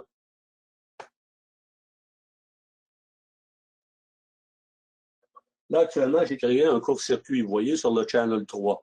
Donc, le channel 3 est désactivé et il y a besoin d'avoir un reset qui se fait. Donc, je peux le resetter même à distance, même si j'ai fait un court-circuit. Je vais juste cliquer là-dessus, ça va faire un reset et maintenant, mon channel est réarmé. Alors, via IO-Link, on peut faire toutes ces choses-là, en plus que d'obtenir tout le diagnostic sur le courant, la surcharge, des warning limits, des short circuits, comme que je viens de faire là. Et ça se fait par channel sur ces dispositifs-là. Et toutes les autres composantes, ben, on a la même chose comme ici, celle-là. Si je mettrais quelque chose en métal devant, évidemment, il y aurait une détection qui se ferait. Donc, on va aller faire trigger la petite... vous voyez, là, je mets quelque chose en métal, donc il y a un trigger qui se fait. Puis je peux avoir aussi un low margin et tout ça qui va être détecté par ce petit prox-là. Si je vais maintenant dans les faceplates, qu'est-ce que ça a de l'air? Alors, le faceplate, c'est ce que j'ai expliqué tantôt. Quand j'ai un capteur, je vais prendre celui-là parce que lui, il est le fun parce que j'ai une petite pompe dessus. Fait que si je prends le 836P, ça, c'est un capteur de pression. Donc ici, actuellement, on voit qu'il n'y a aucune pression sur le capteur. Les trigs qui ont été programmés dedans ne sont pas activés.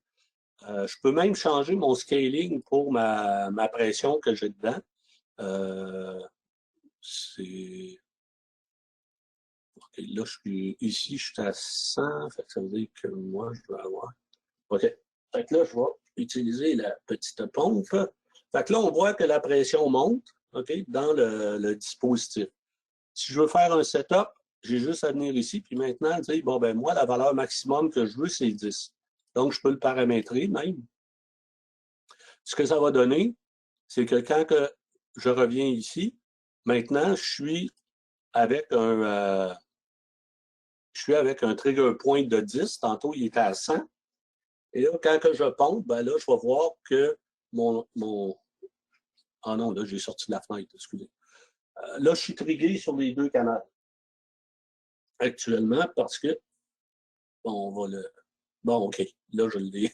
J'ai enlevé la pression de dedans. Alors là, on voit les lignes ici qu'il y avait justement de pression. Ici, maintenant, si je refais ça, vous allez voir que maintenant, vous voyez la pression qui monte sur un graphe. Et jusqu'à temps que j'atteigne peut-être 10. De l'autre côté, ici, ce que j'ai dans la table d'information, mon trigger point est alentour de 9 ici. Alors, si j'enlève un peu de pression dessus, ben, je vais avoir le trigger 2 qui va débarquer. Oh, là, les deux ont débarqué. J'ai trop lâché la pression. Là, vous voyez, il y a juste le 1. Le 2 n'est pas embarqué si j'augmente encore la pression. Le 2, parce qu'il a été programmé de cette façon-là. OK? Donc, ça, c'est à ça que ça sert, les faceplates. Puis quand on a la petite clé comme ça ici, ça va être les settings qu'on veut faire avec ce capteur-là. Donc, on veut le paramétrer. Et on peut aussi mettre un lock parameter dessus. Donc, ça veut dire que personne ne va pouvoir venir modifier les paramètres sur cette composante-là, autre que la personne, par exemple, qui aurait accès à cette fenêtre-là sur un HMI par mot de passe, et puis qui pourrait aller changer les paramètres sur ces composantes-là. Quand je m'en vais sur le hub, le faceplate est assez simple parce que c'est juste 16 points d'entrée, celui-là. C'est un modèle IB16. Donc, je vais avoir mes 16 points d'entrée et actuellement, j'ai quelque chose qui est raccordé seulement sur la 16e. Donc, c'est pour ça que lui est à on. Donc, ça pourrait être l'exemple d'avoir juste des interrupteurs standards, par exemple, qu'on veut brancher sur un input. Puis si on a des outputs, ça pourrait être des valves qu'on veut contrôler ou des choses comme ça. Okay? Puis là, ben, ça vous montrerait le statut, le faceplate de cette composante-là. Si on va pour le 42EF, lui, il est plus complexe parce que là, évidemment, on a beaucoup plus d'informations. Donc, on a le temps, quand il a été trigué, le temps moyen, le temps qu'il n'a pas été trigué, le nombre de counts qu'il a fait, le gain est à 1 actuellement. Signal strength, il est triggered? Non. Si je m'approche la main, là, il est triggered. Vous voyez que les valeurs changent aussi sur les différents graphes. Le localiser, j'ai juste à cliquer ici et maintenant, les lumières clignotent sur le capteur pour pouvoir le localiser. Le nombre d'opérations, la température interne est à 59 degrés C de ce capteur-là. Les différents 7 points pour le signal.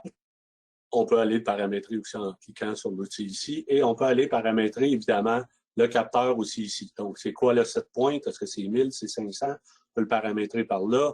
La polarité, est-ce que c'est light on, dark on? On a-tu un mode alignement? On veut-tu resetter le counter? Disable les LED, donc les éteindre complètement. Donc, on peut tout faire ça avec les faceplates. L'autre produit ici que je parlais, qui est un capteur 3D, c'est le Swifty. Lui, si on rentre dedans, ce que c'est, en fait, c'est un capteur sur lequel, imaginez que vous auriez un capteur qui émet des faisceaux sur une forme conique. Donc, on part d'en haut puis on s'en va vers le bas comme une pyramide. Et vous avez jusqu'à 64 cellules que vous pouvez définir par programmation dans cet équipement-là. 64 cellules ici, donc vous les voyez toutes. Actuellement, j'en ai juste, je ne sais pas combien, là, peut-être 24 là, qui sont programmés actuellement dedans parce que j'utilise le template 1. Dans le template 2, je pourrais avoir, parce que je peux mettre jusqu'à 64 templates, 128 templates, excusez, et 64 zones par template.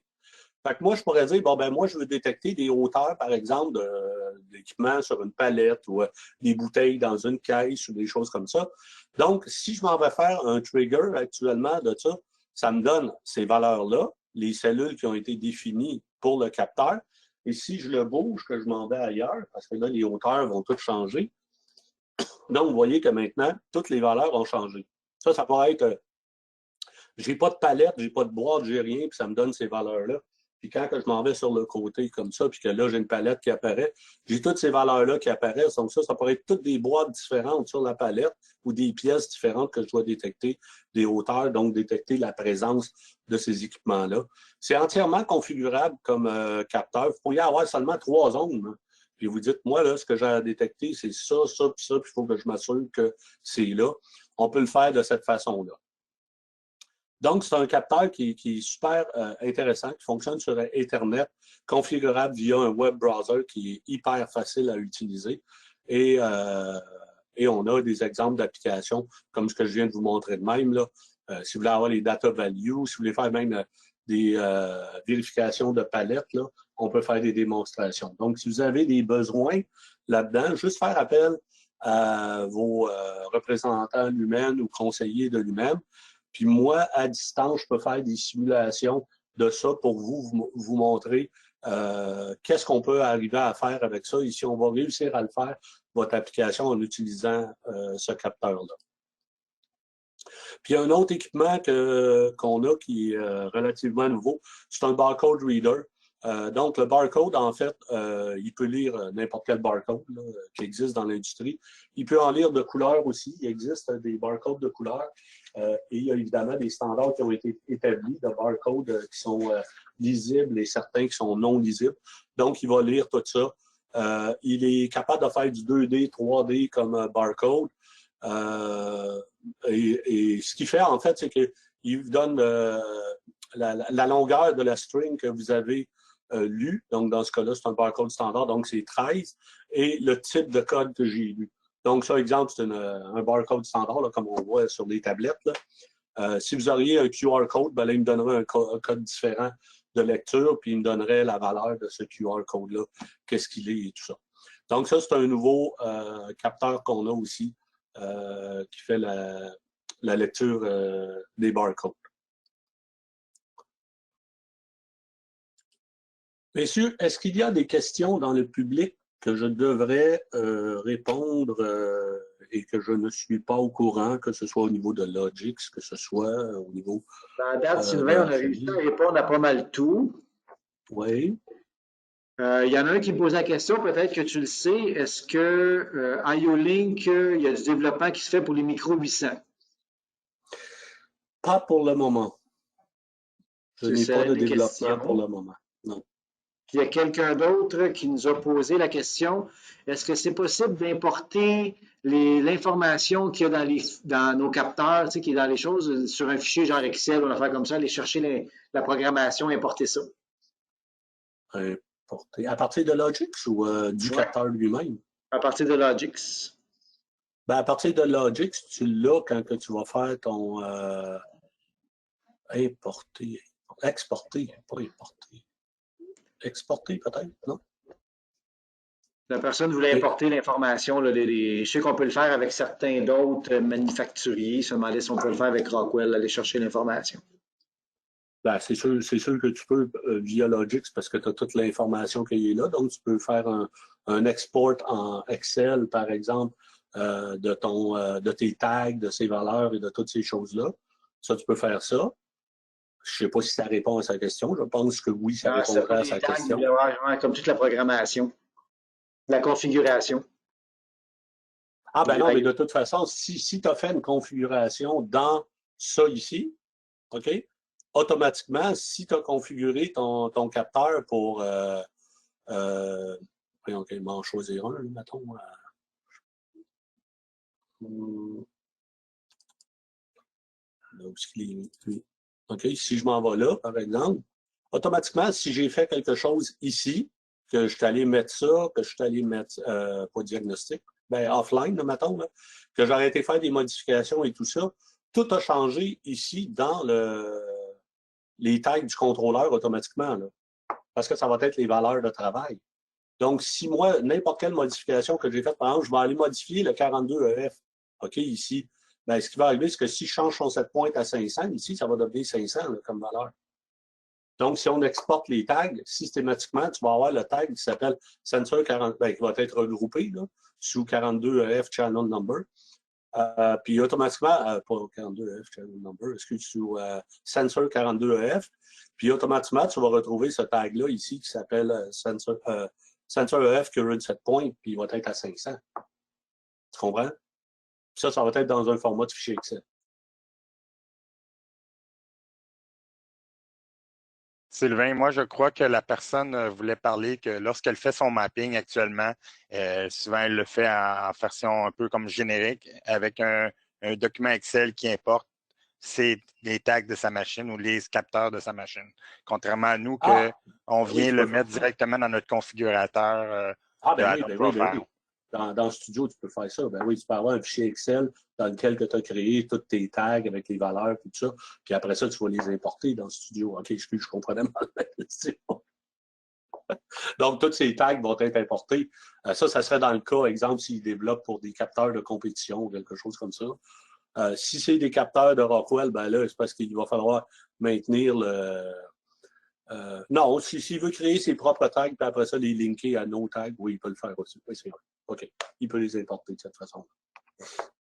Et peut-être une dernière question qui est pas nécessairement là, noir ou blanc.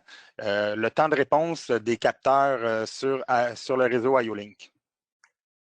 Le temps de réponse va varier selon ta grosseur de programme. Parce qu'il faut toujours penser que... Jean, on avait répondu, c'est 2 millisecondes en général, le temps des choses IO-Link. C'est ça. Mais si à un moment donné, dans ton programme, tu as un programme qui a un scan time qui est très élevé, là, à ce moment-là, ça veut dire qu'on va faire un rafraîchissement seulement au moment où est-ce qu'on va faire le rafraîchissement des valeurs du master. Elle comprend? Oui, merci. Okay.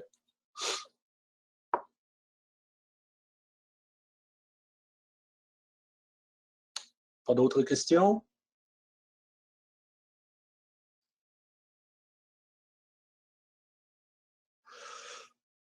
Donc, s'il n'y a pas d'autres questions à ce moment-ci, moi, j'ai terminé la partie présentation, démonstration et tout ça.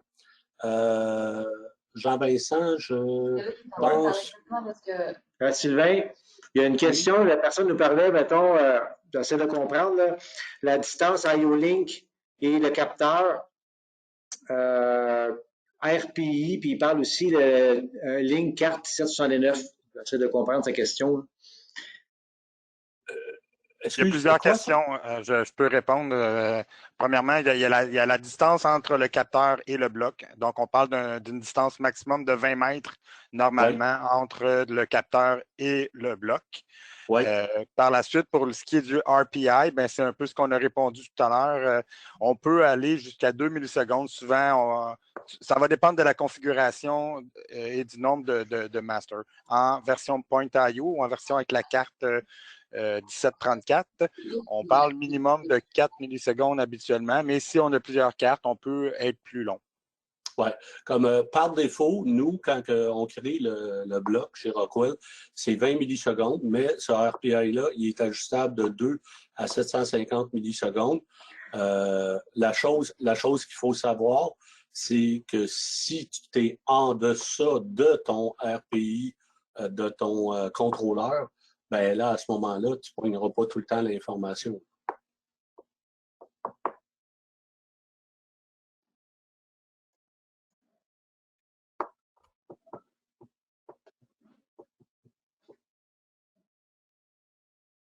Pas d'autres questions? Ouais, vite comme ça, oui. Est-ce que Rockwell, dans nos présentations, on avait vu d'autres types de Master IO-Link qui sont prévus, genre sur les Flex.io ou des choses comme ça?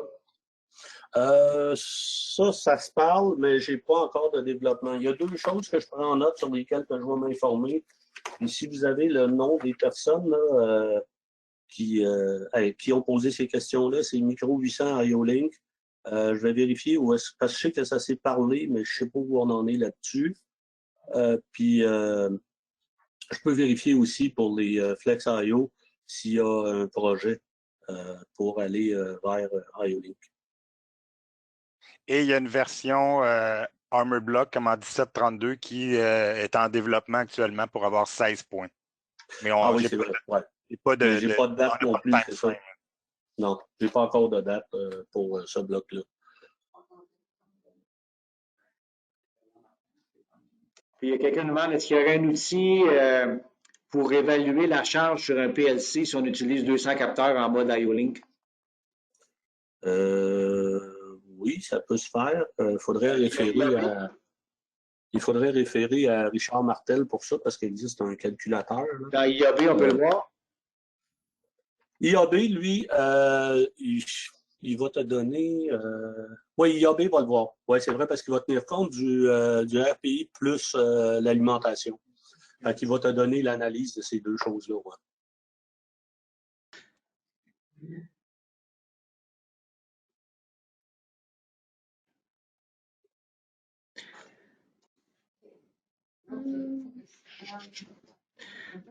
Ça, c'est fait, ça, c'est fait. Mais il faut toujours faire attention parce que 200 capteurs, une application comme ça, je ne penserais pas que ce serait 200 capteurs IO-Link qu'on a besoin. Il y a probablement des capteurs là-dedans qui seraient standards. Donc, à ce moment-là, si on utilise les hubs, il faut toujours se souvenir que le hub, même s'il y a 16 points, il va prendre la place de juste un capteur IO-Link, dans le fond. Fait que ça n'augmente pas vraiment le temps.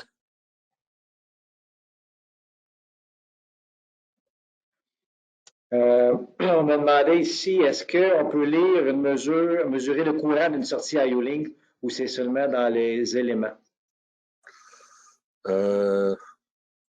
veux dire mesurer le courant que la device mesurer le courant d'une sortie IO-Link? Non. La sortie IO-Link est limitée à 500 mA par sortie. Jean, qu'est-ce qu'on avait déjà? On avait des 2 ampères aussi sur certains modules. Je peux t'aider, s'il vous plaît. OK. Les hubs en tant que les versions IO-Link, le Master IO-Link lui-même, on parle de 0.5 ampères par point et 4 ampères total par maximal, module. C'est ça? Je m'en allais, j'ai vu en mode digital, on parle, la sortie elle-même peut fournir jusqu'à 250 mA. J'avais oublié de dire cette version-là. Okay. Par contre, si la personne parlait de mesurer le courant du bloc de protection électronique d'alimentation 24 volts, on peut savoir la sortie du module de protection IO-Link en mode les 1684, la série 1694. Quand on est en mode IO-Link, on peut savoir le courant individuel, mais pas le courant de sortie du point IO-Link. Oui, du point, c'est ça. On ne peut pas savoir du point, c'est ça. J'ai une question, Sylvain. Je sais que Rockwell n'a pas des encodeurs IO-Link, mais quelqu'un me demandait c'est quoi l'information de plus qu'on peut avoir avec un encodeur IO-Link?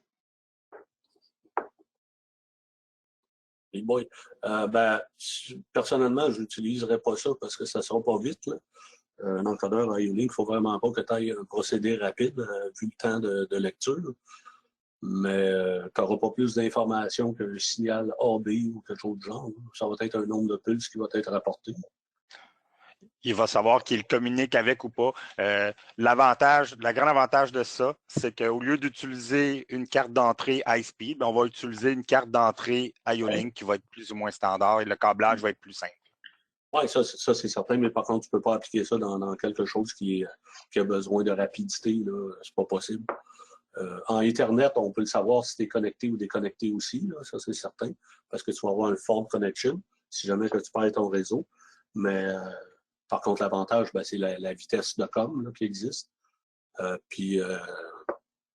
Non. On est même en train de regarder à développer une série d'encodeurs. On a sorti les 843 ES Safety Encoder.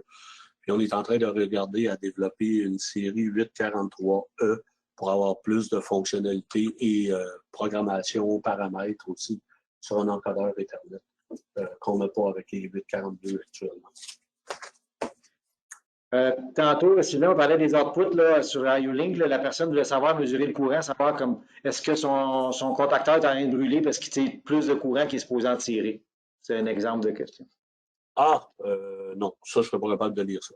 Non. Seulement avec le module encore là. Ce ne sera pas le contacteur, mais on va être encore là. Ça va être avec le module de protection électronique. Ouais. On pourrait savoir le canal, combien que le canal 24 volts tire, par exemple. Ben, c'est ça, exactement. Avec le module que je montrais tantôt, là, ici, excusez-moi, je ne fais pas à la bonne place. Pas ça, l'autre. Ça ici, là, avec ce module-là, tu peux le savoir. Parce qu'en temps, si tu utilises ces modules-là pour alimenter, ben, ça peut être plusieurs contacteurs ou whatever, là, parce que tu as jusqu'à 10 ampères que tu peux aller sur tes sorties ici, puis c'est paramétrable, là, les protections. Mais si tu utilisais un type de module comme ça pour tes contacteurs, à ce moment-là, tu pourrais savoir exactement combien de courant qui tire en temps réel, parce que moi, je suis capable de lire le courant sur ces modules-là. Alors, si je m'en vais actuellement, excusez-moi, je me suis étouffé. Si je m'en vais actuellement, lui, il est branché, je sais pas déjà. Sur le 8. Donc, si je m'en vais ici, oups. Toc, on va aller. Courant. Ouais, c'est ça, là. J'ai quelque chose. J'ai rien de branché dessus, je sais rien. Là. Mais si j'aurais quelque chose de branché actuellement, exemple sur le channel 16 ou channel 1 là, de mon module, là, ben, je saurais le courant qui tire sur chacune des devices qui sont branchés dessus. On voit actuellement le niveau de voltage. Là, tu vois mon voltage, puis ça, ben, je le montre déjà dans mon écran ici, là, OK, il est là. Ça, je le lis en permanence, mais aussi, tu aurais t'as-tu un circuit? Puis ça, c'est pour chaque circuit, hein, parce que tu vois, tu as les circuits 0 à 16, 16 circuits ici, parce que c'est maximum 16 par tête là, de master. Fait que tu as 16 circuits. Fait que là, je pourrais savoir s'il est court-circuit, s'il est en warning limit, s'il est en overload, puis le courant de chacun, je pourrais le savoir individuellement aussi. Mais ça serait la seule façon que je pourrais aller lire du courant sur la RV. Ça va être bon, Sylvain. Il reste quelques questions qu'on va répondre dans le chat, puis on va laisser la place à Hervé pour terminer la partie. OK, parfait. T'as-tu dit aux gens qu'ils pouvaient télécharger 3 documents? Oui, c'est ça. Oui, ben, j'avais envoyé dans le chat au monde que les fichiers sont disponibles dedans, puis on va leur envoyer à la fin dans l'email un petit questionnaire, tout ça, puis il va y avoir aussi les liens pour aller chercher les vidéos et ces choses-là, tout ça dedans. Alors, je vais laisser la place à Hervé et puis je vous remercie beaucoup d'avoir assisté à ce webinaire. Bonne journée. Excellent. Bonjour, mon nom c'est Hervé Berthier de Lumerne. Je suis conseiller en solutions service. Je m'occupe de toute la partie contractuelle et aussi la partie formation Rockwell. Donc, à l'écran, ce que vous voyez, c'est la plateforme e-learning ou Learning Plus qu'on appelle maintenant chez Rockwell. C'est des cours qui sont en ligne, donc c'est apprentissage par soi-même. Vous les avez par groupe de famille au niveau contrôle, au niveau puissance, au niveau sécurité, motion, visualisation là, ou HMI, puis aussi des cours sur les réseaux industriels. Donc, tout ce que vous voyez, ce sont des cours, c'est des modules. Sur ces cours-là, bon, vous en avez 23 présentement d'actifs. Sur 23, il y en a 11 qui ont été traduits en français en sous-titrage. Donc, le narrateur parle anglais, mais le sous-titrage est en français pour 11 cours sur 23. Toute la plateforme est en anglais et parmi ces cours-là, ben, si vous voyez un F en dessous, si on prend par exemple le CCP 146, vous voyez le F, c'est que lui a été traduit en sous-titrage en français. Donc, ils sont disponibles depuis déjà 1 an. C'est une plateforme qui est évolutive. Ceux que vous voyez ici avec Fiscal Year 21 à venir, donc ces cours-là vont être bientôt disponibles au courant de l'année. Donc, c'est des ajouts qui vont s'ajouter sur la plateforme e-learning. En plus, vous recevez des attestations de suivi quand vous réussissez. C'est des modules, des petits modules de 5 à 7 minutes par module, puis vous pouvez avoir jusqu'à 12, 20 modules, 20 leçons. Simplement, voici ça, c'est les cours qui sont disponibles. Si vous avez besoin de plus d'informations, bon, ce flyer-là va être disponible. Vous pouvez m'envoyer une demande pour des soumissions officielles. Si vous voulez avoir une idée là, visuellement, qu'est-ce que ça a l'air sur la plateforme, je peux vous envoyer aussi un démo. Un lien démo qui va vous montrer bon comment ça fonctionne au niveau web pour ces formations-là. Donc, vous avez tous des budgets de formation. Je pense que ces cours-là ont une très bonne valeur ajoutée pour vos gens. Il y a des forfaits pour un cours et il y a des forfaits pour l'ensemble des cours que sur la plateforme. Donc, il peut y avoir un utilisateur comme multi-utilisateur aussi pour la formation des gens. Je sais que c'est très difficile de sortir les gens des usines. C'est difficile avec la COVID, tout ça. Donc, ça, c'est l'alternative. Je vous dirais même, c'est rendu le plan A chez Rockwell au niveau formation. Pour les formations présentement, on a des formations en classe, c'est très difficile d'organiser des groupes dû aux circonstances de la santé publique. Donc, dans mon cas, si vous avez besoin de plus d'informations, hervé.bertier@lumen.ca.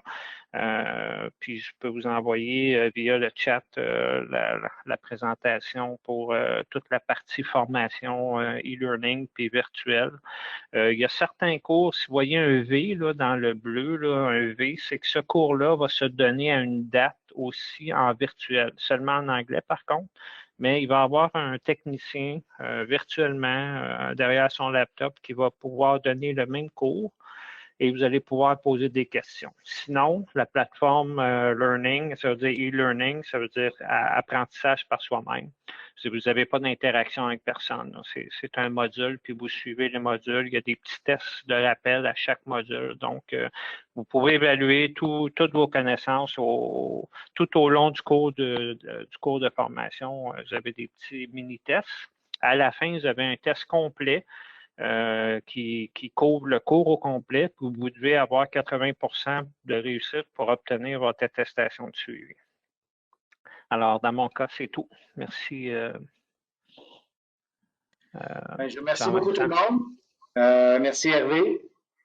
Comme je vous dis, ceux qui veulent voir les fichiers qu'Hervé parlait, tout ça qu'on vous a parlé, sont en ce moment, vous pouvez les avoir, mais on va vous les renvoyer par courriel aussi à toutes les personnes qui étaient inscrites. Puis je vais vous envoyer aussi le lien pour la vidéo qui voudrait regarder la présentation, qui a eu des petits bugs de son des places. Donc, merci beaucoup pour votre présence. Très apprécié en grand nombre. Et on se reprend pour une prochaine présentation. Donc, merci beaucoup à tous.